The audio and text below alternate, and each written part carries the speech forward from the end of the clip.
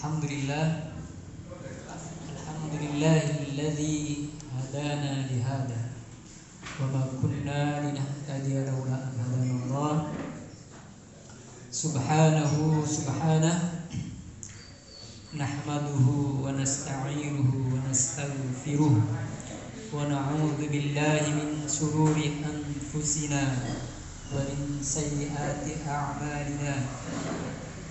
May yahdihillahu fala mudilla lahu wa may yudlil fala hadiya lahu.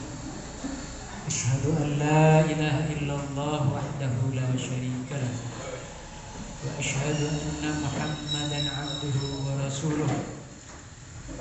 Allahumma salli wa sallim wa barik ala nabiyyina wa syafi'ina wa maulana Muhammad wa ala alihi wa ashabihi wa man da'a bi da'watihi wa sanna bi sunnatihi ila yaumil qiyamah. Qala Allah ta'ala fil Qur'anil Karim, a'udzu billahi minasy syaithanir rajim. Ya ayyuhalladzina amanu taqullaha haqqa tuqatih wa la tamutunna illa wa antum muslimun. Wa qala aidan wabtaghi fima ataakallahu daral akhirata wa la tansa nasibaka minad dunya. Wa qala Rasulullah sallallahu alaihi wasallam, kama sa'ala Jibril, ish ma syi'ta fa innaka mayyitun wa ahbib ma syi'ta fa innaka mufariqun bih.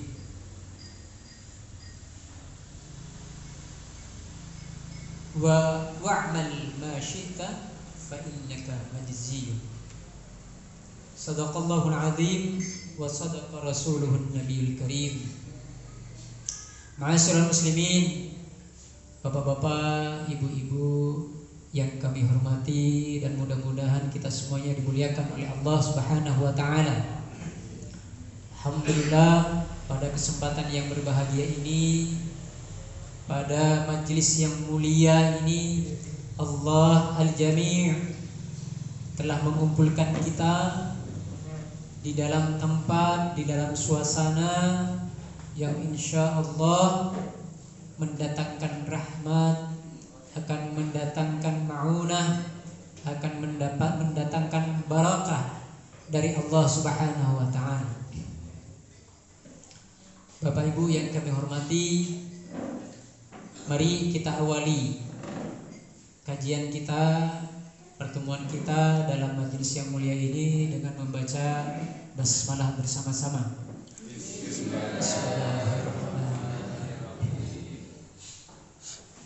Alhamdulillah, kita semuanya patut dan senantiasa bersyukur kepada Allah, karena kita ini tinggal meskipun di desa tidak kurang sesuatu apapun.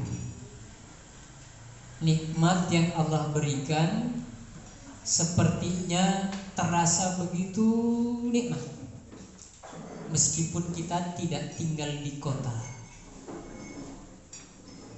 Tentu berbeda yang tinggal di desa dengan yang di kota. Rasanya seolah-olah orang kota itu orang yang sudah berkemajuan, nyari apa ada, nggolet sing warna-warna mesti anak gampang jere. Tapi namanya hidup mung sawang sinawang.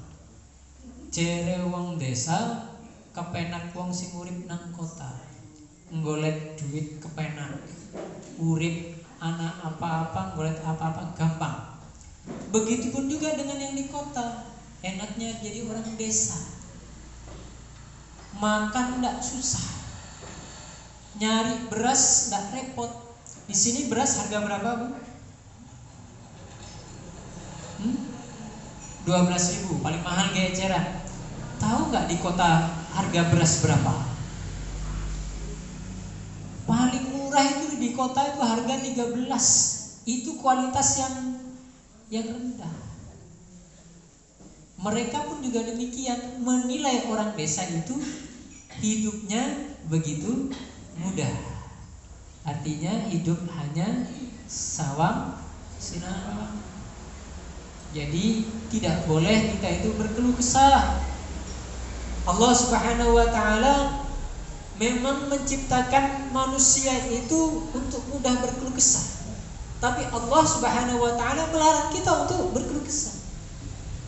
Karena apa? Semua yang Allah takdirkan, yang Allah berikan, yang Allah karuniakan kepada setiap hamba-Nya adalah semuanya memiliki nilai kebaikan.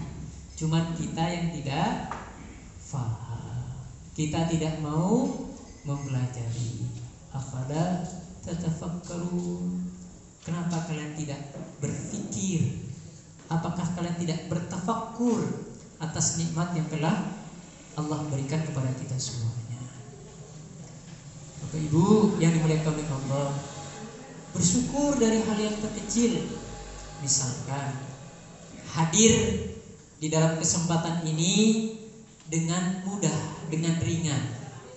Meskipun berangkat dari rumah, niatnya pergi ngaji, niatnya menuntut ilmu, suatu hal yang luar biasa. Thalabul ilmi fardhatun ala kulli muslimin wa muslimatin. Menuntut ilmu, mencari ilmu adalah suatu kewajiban. Apa? Kewajiban bagi siapa? Muslim dan juga muslimah. Wajib.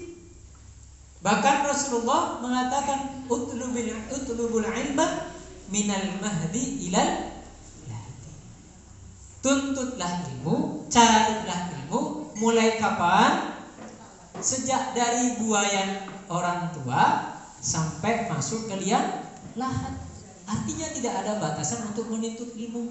Alhamdulillah niatnya sudah baik, berangkat dari rumah, diberikan nikmat oleh Allah, kemudahan untuk niat berangkat ngaji. Sampai di tempat ngaji, sing isi malah kur mas toto. Artinya ini sebuah, meskipun yang ngisi bukan ustaz sing kondang tapi kan biasa cok kondangan. Jadi dengan begitu, kalau kita mengambil apa? Pondasi dasarnya bahwasanya menuntut ilmu adalah suatu hal yang wajib tanpa melihat siapa yang berbicara, maka kemudian Mahfudun mengatakan undur mangkola wa tandur mangkola. Lihat siapa yang apa yang disampaikan, jangan lihat siapa yang menyampaikan. Maka di situ insya Allah niat kita semuanya, kemudahan yang telah Allah berikan semuanya, yang kemudian kita jadikan sebuah kenikmatan yang Allah berikan, rahmat yang Allah berikan, maka semua itu akan bernilai ibadah. Pasti Allah catat sebagai ibadah. Maka sekali lagi, ini dari contoh hal terkecil, meskipun teka-teka kok cuman boleh. Bagaimana dengan kalau misalkan kita mau membandingkan kondisi saat ini saudara kita di mana? Di Palestina. Semuanya kita mengatakan innamal mu'minuna ikhwah. Apa artinya, Bapak? Kita kan sering mendengar khotib itu, innamal mu'minuna ikhwatun. Sesungguhnya orang-orang yang beriman itu adalah bersaudara. Ini perkataan khotib atau firman Allah? Saya bertanya, ini perkataan khotib atau firman Allah? Firman Allah. Maka kemudian kewajiban bagi kita adalah mengimani, meyakini sepenuh hati tanpa keraguan sedikit pun bahwa semua Muslim itu semua orang yang beriman, orang yang mengatakan bahwa Tuhannya adalah Allah, la ilaha illallah, tiada Tuhan kecuali Allah, Muhammadur Rasulullah, kemudian Nabi Muhammad adalah utusan Allah, maka dia adalah siapa? Saudara seiman kita. Ini pegang dulu. Jadi kita nanti tidak membayangkan kemana-mana.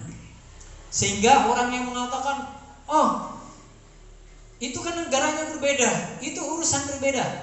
Kalau orang yang beriman ketika melihat saudaranya terzalimi, ketika meyakini dari ayat ini, tidak melihat salah benar terlebih dahulu. Yang dilihat adalah dia saudara saya atau bukan. Sehingga yang pertama yang dilakukan adalah bentuk kepedulian, perhatian. Setelah itu maka kemudian didudukkan. Nah, selama ini kira-kira pertanyaannya, kita sudah perhatian atau belum? Jadi, sudahkah kita perhatian terhadap nasib saudara kita? Kalau sudah sejauh mana? Kemudian kita coba bandingkan kondisi mereka dengan kondisi kita saat ini. Kira-kira masihkah kita mengingkari nikmat yang telah Allah berikan kepada kita? Poinnya di situ. Kita punya saudara yang sekarang lagi tertindas, nasibnya sudah tidak baik-baik saja. Mereka yang tadinya kondisinya aman, mereka yang punya tanah, mereka yang tinggal di situ, punya negara sendiri, tiba-tiba ada orangnya yang bukan orang sembarangan, orang yang lain akidahnya, mencoba mengusir, mencoba kemudian menindas, merampas tanahnya, kemudian merebut rumah-rumahnya, bahkan kemudian mencederai hingga membunuh siapapun penghuninya. Kira-kira kalau kita melihat hal seperti itu, dan kalau kemudian andai saja itu adalah saudara kita, tetangga kita, kira-kira terima apa boten? Boten nggih? Boten. Itu kalau misalkan kita anggap, kita kira sebagai tetangga. Tapi Allah katakan di sini adalah saudara.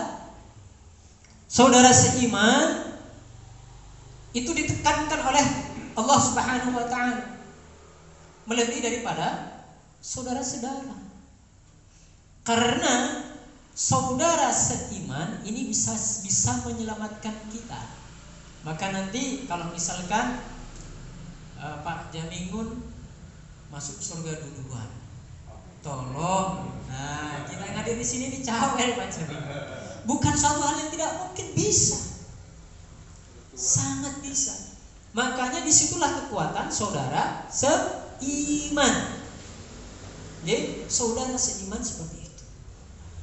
Lah kalau kemudian meskipun saudara-saudara tapi tidak seiman, bagaimana? Jangankan untuk mendapatkan syafaatnya, jangankan untuk mendapatkan pertolongan dari saudaranya, mendapatkan waris saja tidak boleh.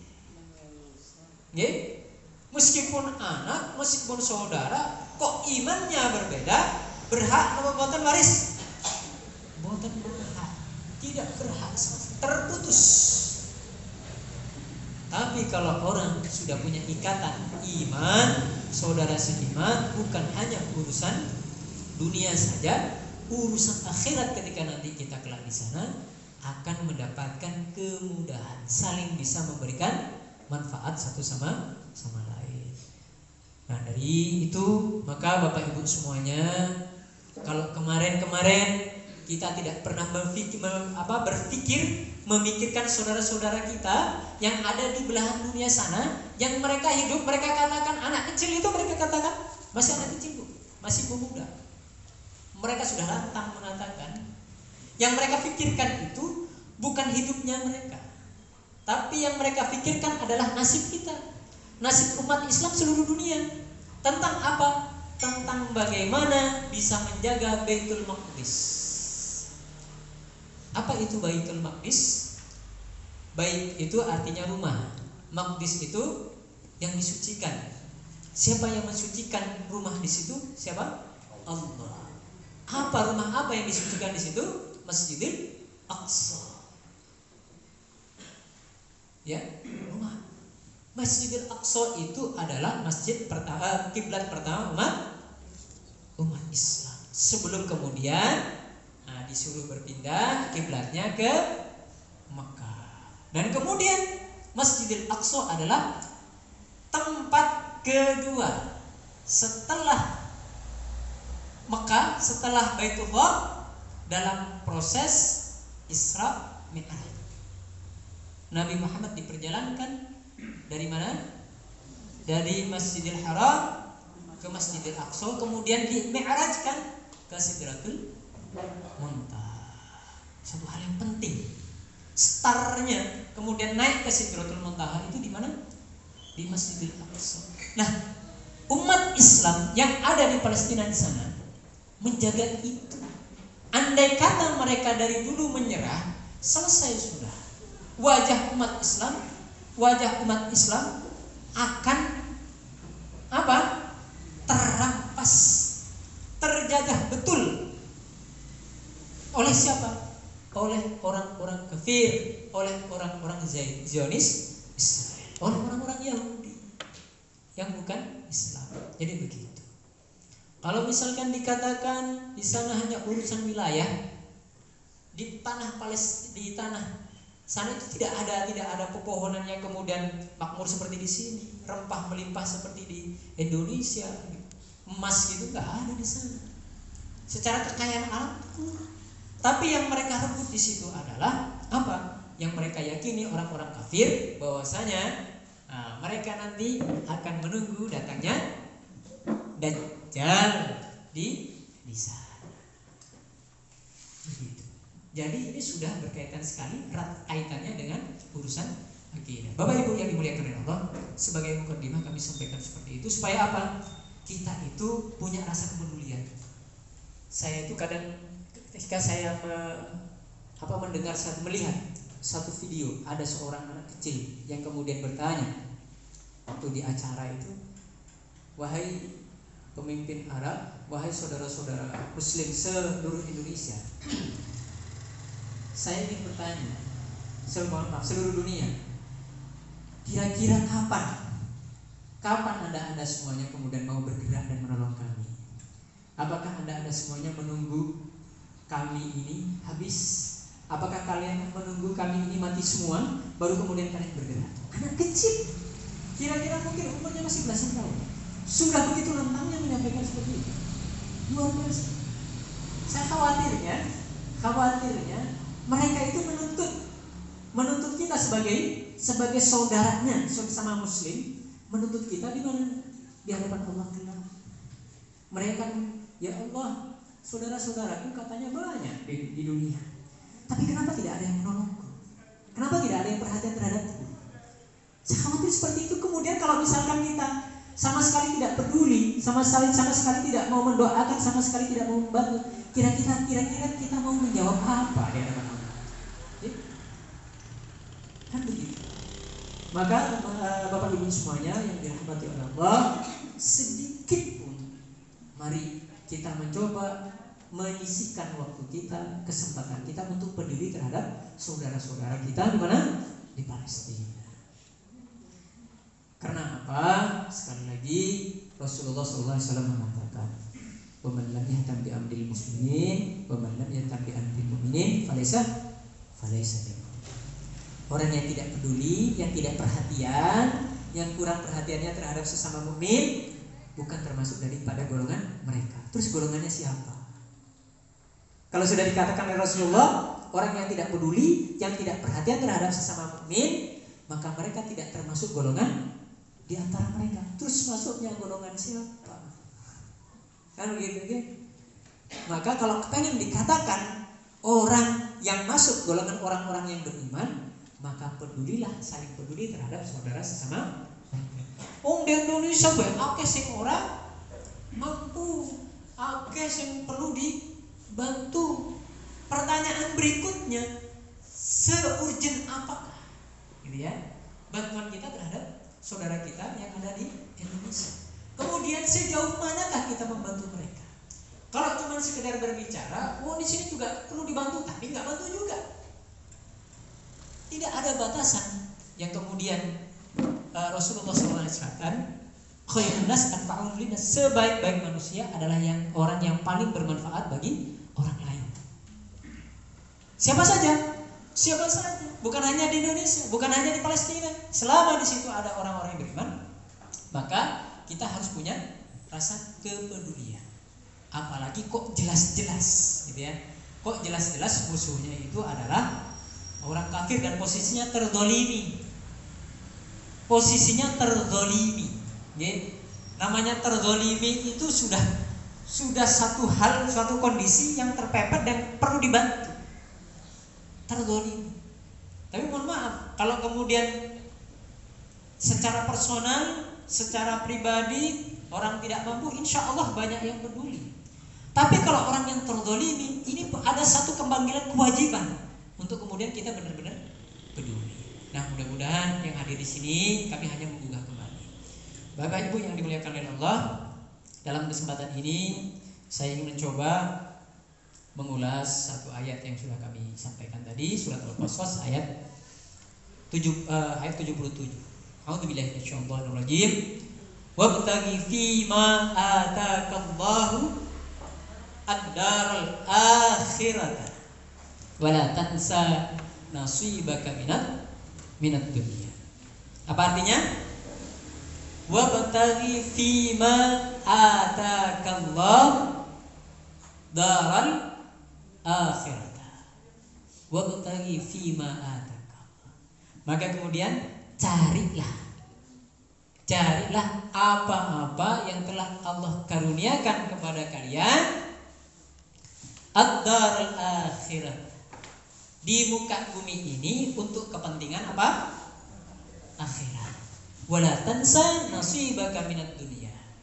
Tapi jangan lupa nasibaka minad dunya, nasibmu dalam urusan dunia. Artinya apa? Harus antara urusan akhirat dengan urusan dunia harus seimbang. Betul, harus seimbang. Dalam ayat ini tidak. Harus diprioritaskan urusan akhirat. Urusan dunia bagaimana? Urusan dunia itu keniscayaan yang kemudian jangan lupa untuk kita pikirkan. Wala tansa nasibaka minad dunya. Nasibmu di dunia jangan kamu lupakan. Ad-dunya mazra'atun lil akhirah. Dunia itu apa? Mazra'ah itu artinya ladang. Okay? Ladang untuk, namanya ladang untuk apa? Untuk menghasilkan, kan begitu. Yang punya ladang, yang punya sawah kan mesti diolah, mesti ditanduri, mesti dipupuk supaya nanti bertumbuh. Habis bertumbuh berbunga, setelah berbunga berbuah, setelah berbuah nanti ketika tiba masa panen, kemudian nanti akan dituai panennya. Kan begitu. Dunia itu mazra'ah. Dunia itu adalah ladang. Ladang untuk persiapan mencari bekal menuju akhirat. Wabtaghi fima atakallahu daral akhirah. Dan carilah apa-apa yang telah Allah anugerahkan kepadamu untuk mana? Untuk persiapan kemana? Daral akhirah. Untuk nanti kembali kepada kampung akhirat. Bapak Ibu yang dimuliakan oleh Allah. Sehingga kemudian Ibnu Katsir mengatakan dalam tafsir ayat tersebut, isti'mal ma wahabakallah min hadzal mal al-jazil wan ni'mah at-ta'ilah fi ta'ati rabbika wat taqarrubi ilaihi bi anwa'il qurbat allati yahsul laka biha at-thawab fid daril akhirati. Gunakanlah yang telah Allah anugerahkan untukmu dari harta dan nikmat besar untuk taat pada Allah. Jadi apa yang Allah berikan itu jadikan sarana untuk apa? Untuk taat. Nah, maka kemudian perintahnya perhatikan urusan akhirat. Utamakan urusan akhirat. Lah kemudian bagaimana untuk urusan dunia? Wala tansa nasibakan. Itu jangan dilupakan. Urusan dunia jangan dilupakan. Sebagaimana dalam tafsir Al-Azim. Nah, ai mimma abahallah fiha minal ma'kul wal masyarib, minal ma'akil wal masyarib. Janganlah engkau melupakan nasibmu dari kehidupan dunia, dari yang Allah bolehkan berupa makan. Urusan makan jangan dilupakan.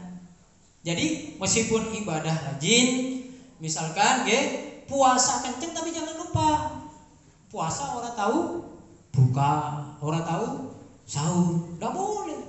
Tetap harus di fitrahnya manusia ketika lapar makan. Jadi meskipun beribadah puasa, jangan kemudian diartikan kalau puasa namanya puasa yang hebat itu, yang luar biasa adalah yang tidak pakai buka, yang tidak pakai sahur. Nah, puasanya orang mana? Puasanya akidahnya orang-orang musyrik. Kan begitu. 3 hari 3 malam tidak makan, tidak minum. Seperti itu. Nah, kalau kita fitrahnya manusia, makan ya makan, waktunya minum ya minum. Wal malabis wal masakin wal manakih, urusan pakaian. Apakah kemudian tidak boleh berpakaian yang bagus, yang baik? Enggak. Malah Rasulullah SAW menganjurkan ketika kita datang sholat Id, nanti kan Idul Kurban, Idul Adha, itu dianjurkan untuk apa? Menggunakan pakaian terbaik yang kita miliki. Urusan pakaian boleh, tapi tidak boleh, yang tidak boleh apa? Yang berlebih-lebihan. Misalkan tidak memiliki kemampuan untuk kemudian mengadakan pakaian yang baru, karena sesungguhnya laisal 'aid liman labisal jadid walakinnal 'aid liman imanuhu yazid. Ini pepatah mengatakan seperti itu. Namanya Id, namanya Idul, namanya hari raya bukan mereka yang pakainya baru, tapi liman imanuhu yazid, tapi barang siapa yang kemudian imannya bertambah. Rasulullah mengatakan pakaian terbaik yang kita miliki. Wal malabis boleh. Bahkan Rasulullah mengatakan ahsinu libasakum wa rihalakum hatta takunu syamatan finnas. Perbaiki pakaianmu, perbaiki kendaraanmu, supaya kamu merasa di hadapan manusia itu punya wibawa. Menjaga haibah itu penting. Menjaga wibawa itu penting. Kehormatan seorang muslim itu penting. Jadi untuk kemudian ahsinu, perbaiki, bukan kemudian dipermewah gitu ya. Nah, punya motor tahun 2000 misalkan.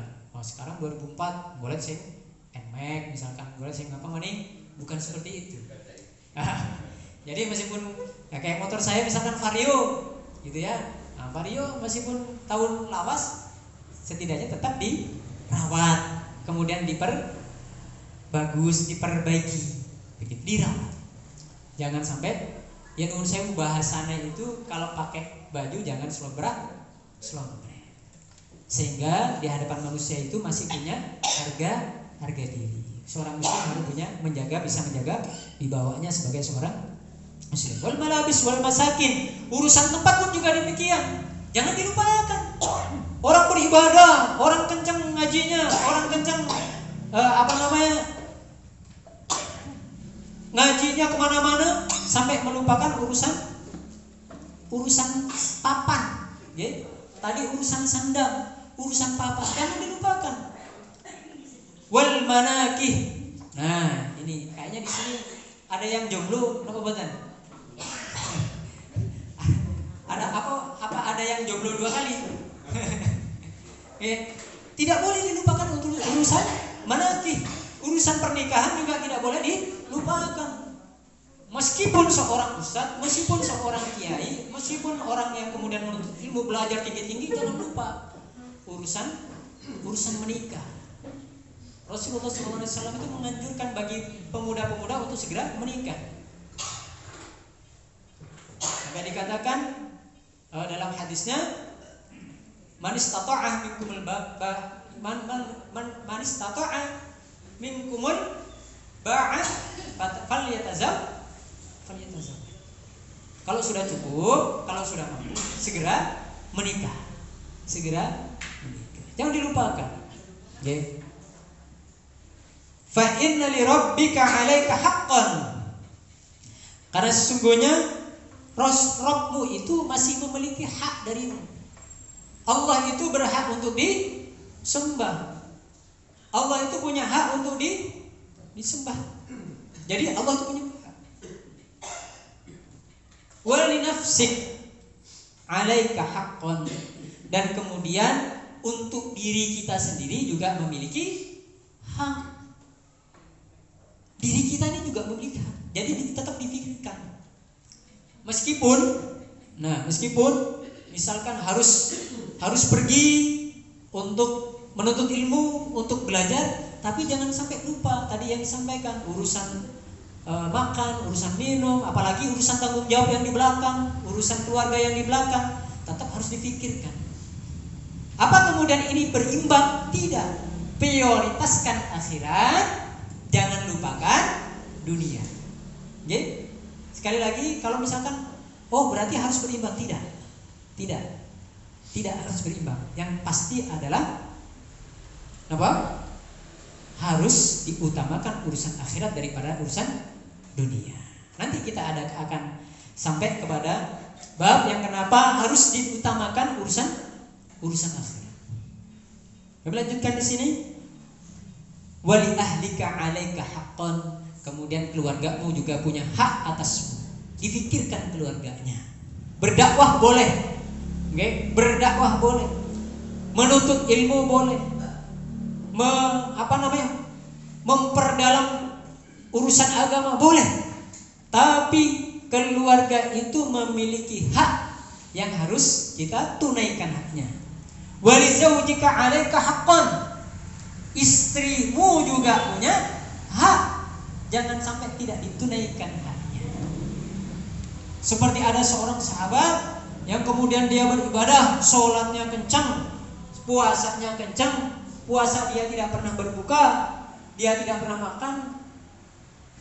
Kemudian pun juga dia sholat sampai kemudian melupakan untuk menikah. Kata Rasulullah, makan, puasa, tapi buka, sahur. Kemudian Rasulullah mengatakan juga, silakan sholat, tapi jangan lupa menikah. Tetap menikah. Jadi walizawjika 'alaika haqqan fa'ata kulladzi haqqin haqqahu. Maka tunaikanlah hak-hak setiap yang memiliki hak tadi. Tafsir Al-Quran dalam Al-Alim di halaman 6 ayat ke-37. Masyaallah muslimin, ibadallah, Bapak Ibu yang dimuliakan oleh Allah. Dan kemudian Rasulullah SAW pernah dinasihati oleh sinten? Malaikat Jibril. Malaikat Jibril ketika datang kemudian menasihati Rasulullah, atani Jibril faqala, Jibril alaihissalam datang menemui Rasulullah. Faqala, kemudian Jibril berkata,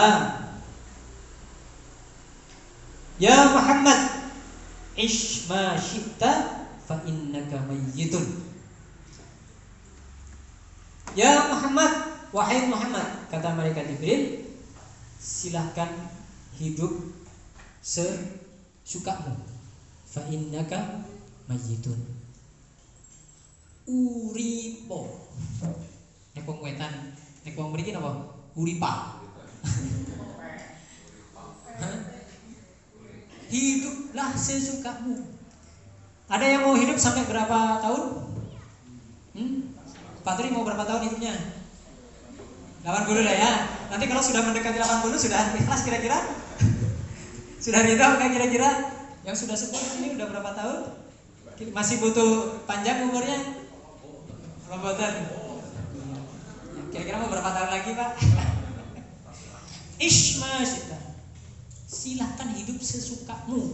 Mau hidup mau sampai berapa ratus tahun, fa innaka mayyitun. Sakarepmu, tapi kamu tetap bakal jadi mayit. Bakal jadi mayit mau berapa ratus tahun. Yang di sini yang dikatakan sing nganggo apa? Susuk, kemudian sing duwe ali-ali, sing duwe pengaji, sing duwe apa lagi? Jimat begitu. Orang mati-mati. Wong gebian kayak orang mati-mati. Siki si anak orang, ya wis mati. Berarti ya mati juga. Seberapapun umurnya, endingnya tetap mati. Artinya ini ada korelasi dengan tadi.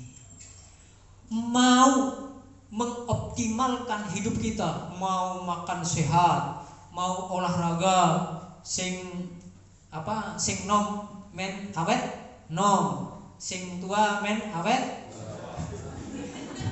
men keton nom gitu ya. Sekarang kan sudah banyak salon-salon yang kemudian bikin glowing. Nah ini kayaknya bapak-bapak di sini kan masih potensial untuk bikin glowing, Pak. Nanti bilang sama ibu, Bu, kepengen bapak glowing nggak? Nah kan zamannya begitu. Ujung-ujungnya tetap jadi bangkai, tidak berguna. Coba sekarang masih hidup, kita nilai coba lengan kita, misalkan bapak ibu lengannya mau ada yang beli 100 juta, kira-kira dikasih nama boten. Nah tapi nanti kalau sudah mati, kira-kira ada yang mau dikasih lengannya nggak? Kalau sudah mati, bapak ibu sudah mati, misalkan kira-kira ada nggak yang mau dikasih lengan? Misal, wes mati, iki tak sidanya tak tuku makanya. Kira-kira sida tuku apa ora? Nggak akan mau. Dikasih pun juga nggak akan. Kenapa? Wedi. Artinya apa? Sudah tidak bernilai, sudah jadi bangkai. Sudah ditanam dalam tanah, hidup bersama dengan ulat-ulat, kemudian digerogot, nggak akan ada nilainya sedikit pun nggak ada nilainya. Dan itu mau hidup sampai berapa tahun? Jadi kembali lagi, urusan di dunia kalau sudah sampai yang namanya qati'ul ladzat, pemotong kenikmatan, nikmat yang ada di dunia ini dipotong oleh namanya yang dinamakan maut, qati'ul ladzat, maka sudah selesai urusan Bani Adam. Sudah selesai. Kalau sudah mati sudah selesai. Mau apa? Yang jabatannya tinggi mau dibanggakan dengan apanya jabatannya kalau sudah mati?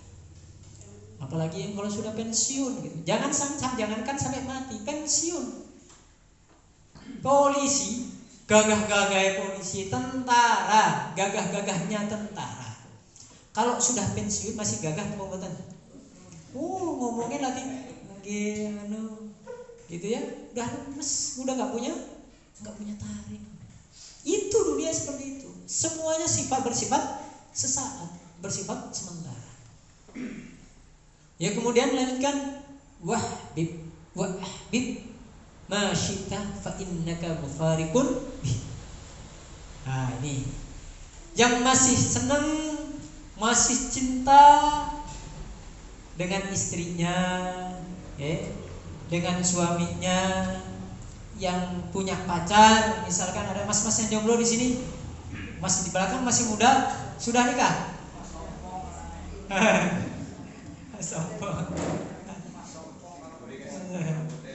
Kira-kira sekarang kan lagi seneng-senengnya gitu ya, yang pacaran begitu, lagi trisno-trisnonya.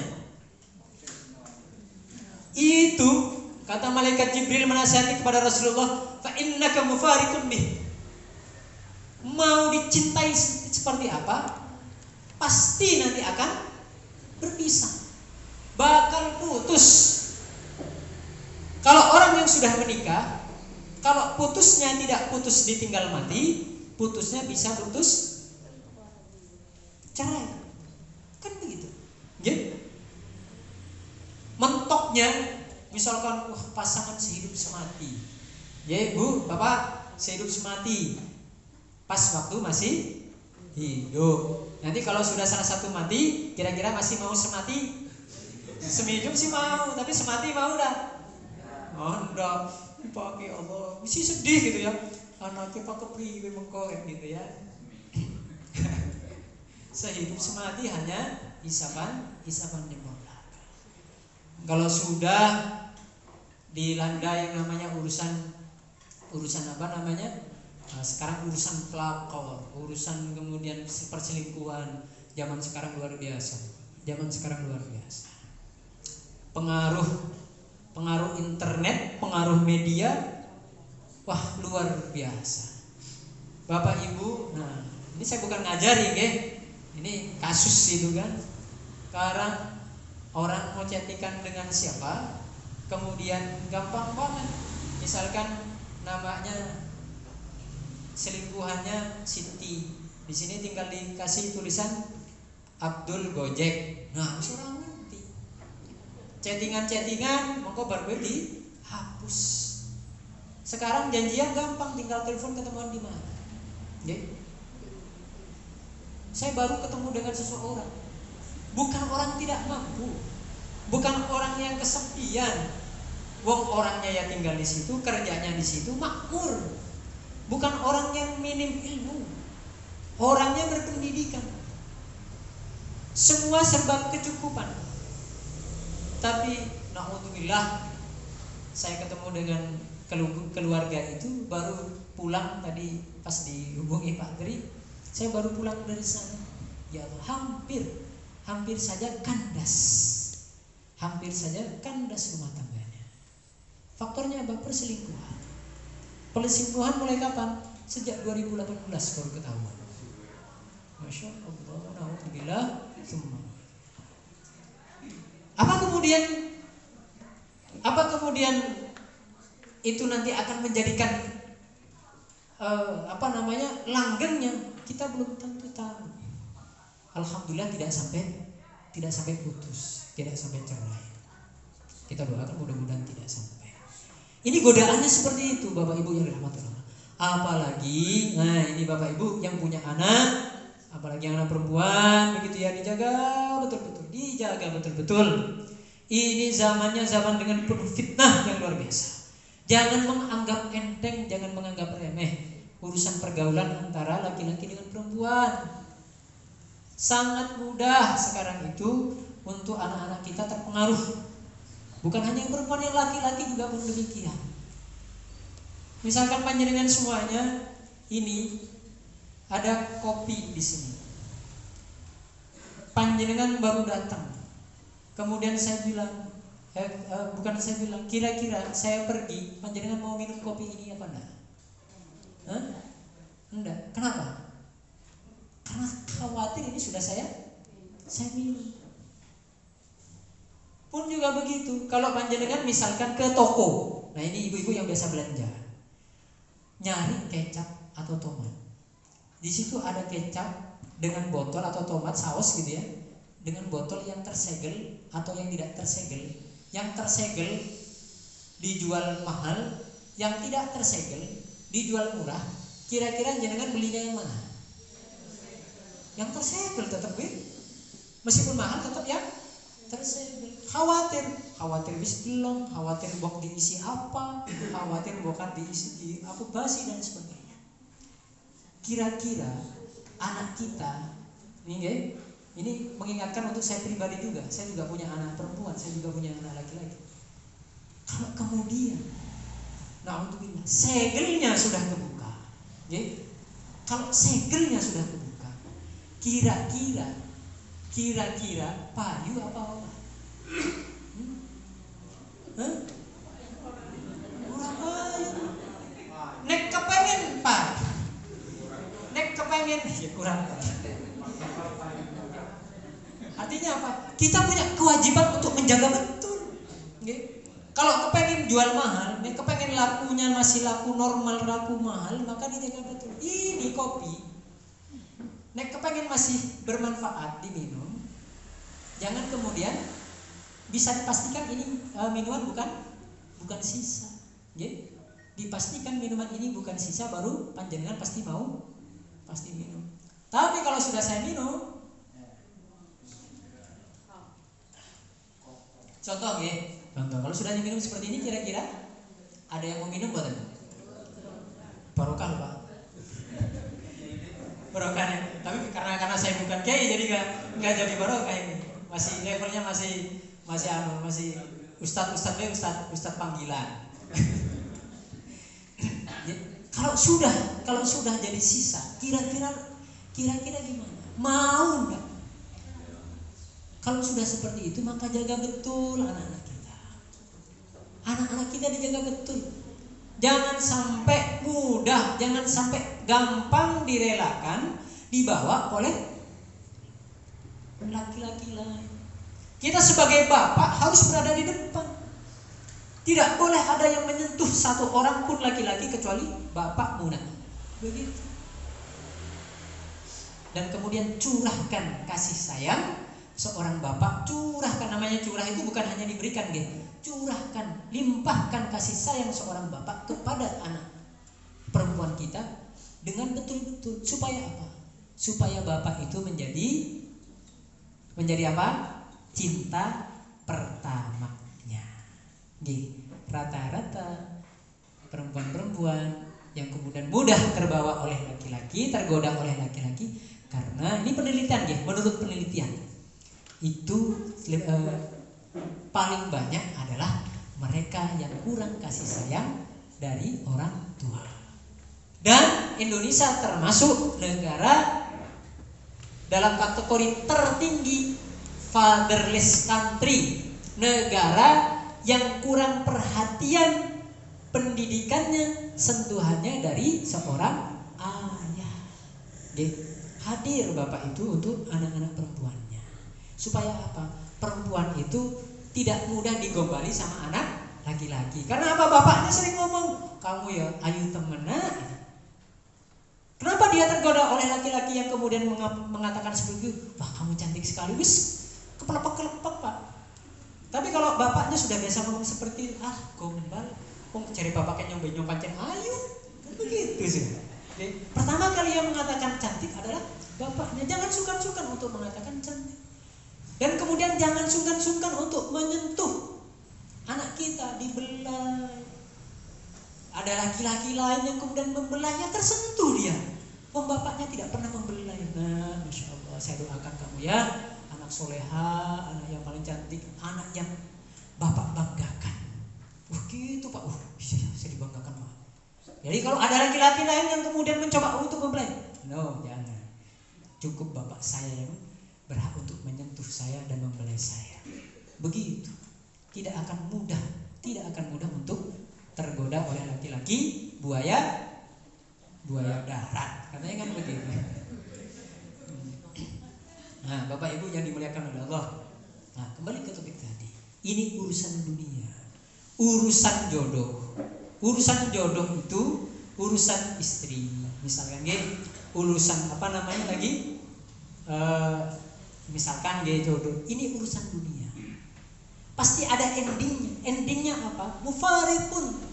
Silakan kamu mencintai, kata malaikat Jibril kepada Rasulullah. Siapapun yang kamu cintai, terserah. Tapi ingat, nanti pasti ada endingnya, pasti ada akhirnya, pasti bakal berpisah. Misalkan Bapak Ibu yang kemudian nanti, ya kalau sekarang kan masih hidup semua ya, mudah-mudahan nanti masih langgeng gitu ya, hidup bersama, matinya bersama boten. Ya. Mesti mungkin matinya salah satu. Kira-kira duluan bapaknya apa duluan istrinya? Bapak kecil. Nanti kalau bapaknya yang mati duluan, istrinya masih muda, kira-kira nikah lagi apa nikah lagi?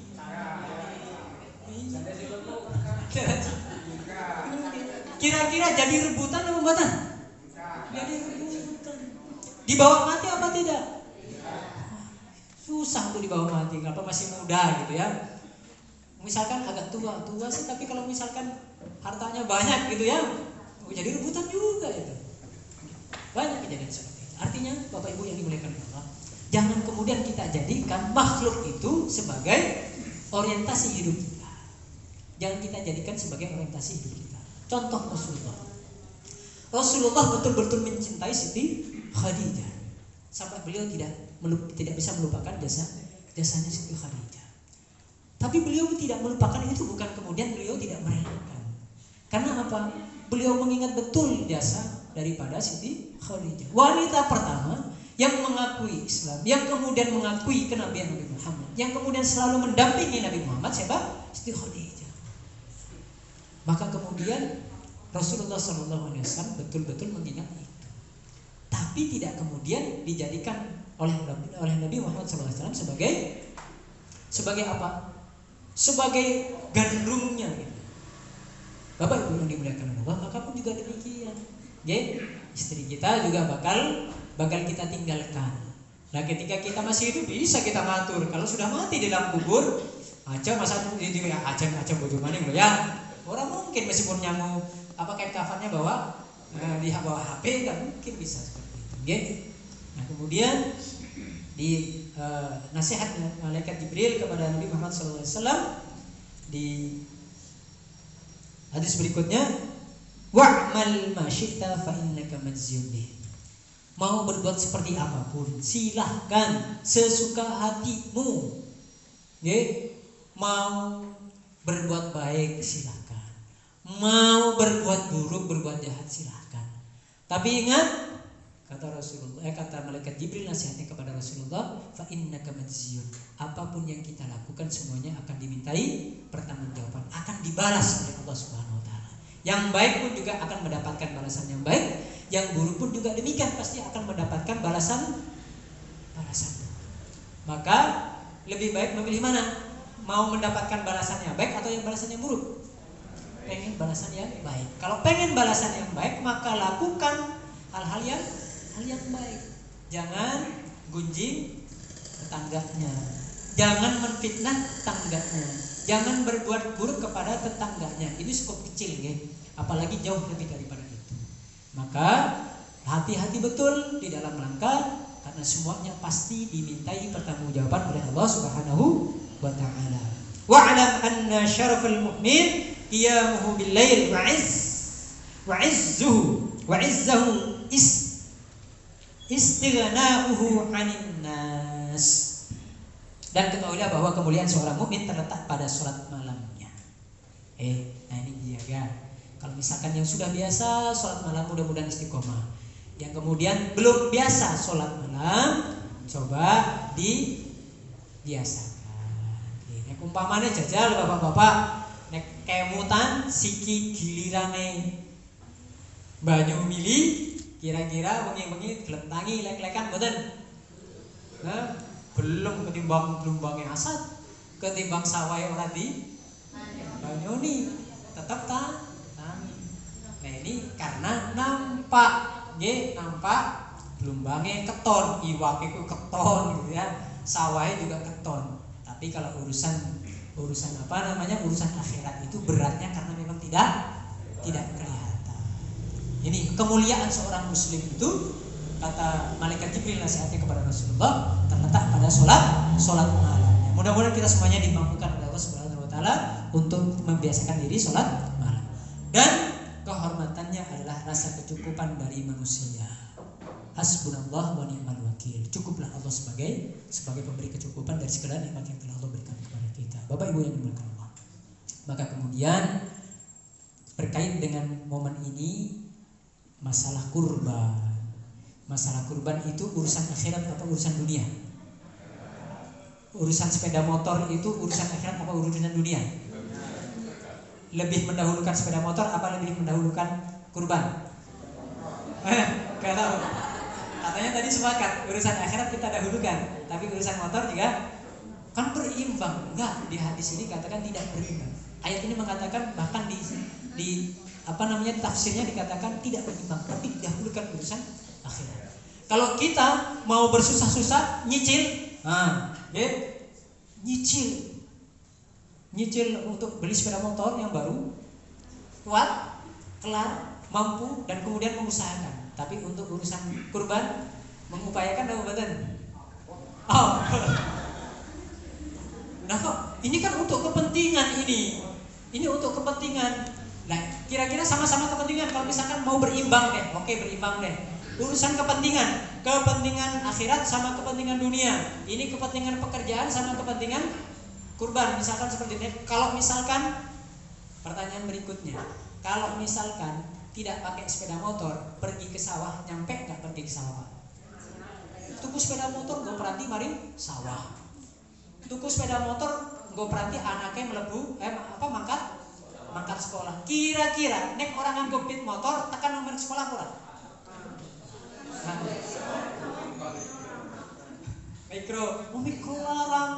Mikro larang. Tapi sepeda motor larang nemutan. Kira-kira kurban sama pit motornya larang mana?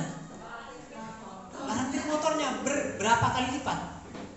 Tapi kita lebih mudah untuk mengumpulkan, menyicil sepeda motor apa menyicil kurban. Baik, ini Bapak Ibu yang dimuliakan oleh Allah, saya hanya untuk kemudian mencoba untuk mari kita mencoba barangkali kita ini salah dalam memprioritaskan sesuatu. Barangkali seperti itu. Kok panjenengan ternyata memang prioritasnya adalah sepeda motor dulu. Ini hanya ibarat nih, HP dulu misalkan daripada kurban. Ya memang kalau memang itu prioritasnya silakan. Tapi kok diberikan kemampuan, tapi jenengan sebenarnya mampu, cuma hanya salah dalam memprioritaskan, salah dalam mempertimbangkan. Mari kita mencoba untuk berpikir kembali. Jangan-jangan kita salah meletakkan prioritas. Prioritas itu apa? Mendahulukan mana yang lebih penting. Demikian yang bisa kami sampaikan. Mudah-mudahan apa yang kami sampaikan pas ya. Jam saya lewat 1 menit, alhamdulillah. Lewatnya nggak sampai banyak. Mudah-mudahan apa yang bisa kami sampaikan di sini bermanfaat, khususnya bagi kami pribadi. Karena sebetulnya manusia itu hanya bisa saling menasihati.